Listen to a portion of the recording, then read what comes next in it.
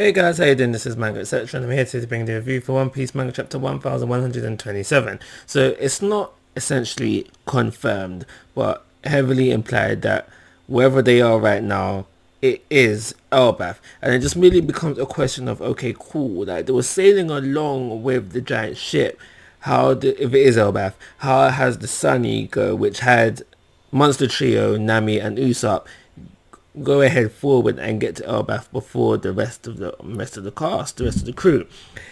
So that's kind of the question that turns up within as you're reading this chapter. But essentially, all the chapter is we start off with Nami. We left off in the last chapter. She was like, "Who, what's going on?" and here kind of thing. We then later find out that Usopp is there as well. They have a moment where they're running around, trying to escape the creatures that are present on the island. Something that I'm sure that's happened previously. The standard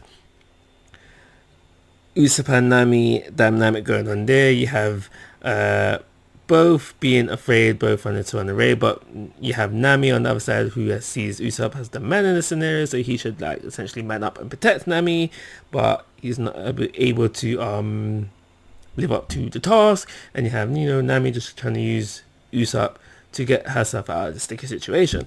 And I thought essentially it was just going to be Nami and Usopp who are there ahead of time, or just essentially by themselves. But it turns out no. Monster Trio is there as well. Now the first one we get introduced to, even though they do basically come in all at the same time, is that we find out Sanji's there as well. I was thinking, alright, cool, yeah, Sanji's there as well. But never did I think it would be the whole of the Monster Trio. Right, so they're there to take out one of the beasts. From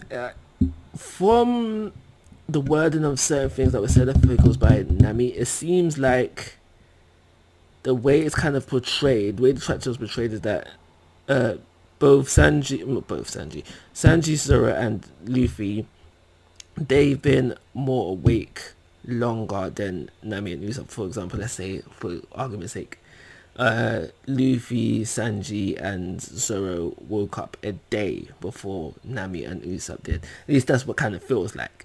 But basically, whatever the passage of time is, they woke up first, basically, and they've been able to just explore a little bit, get the kind of bearings, and know more so what is going on than obviously Nami and Usopp. And that's essentially what happens in the chapter. That's everything that happens in the chapter. I don't really much have an opinion of it. We don't really get much plot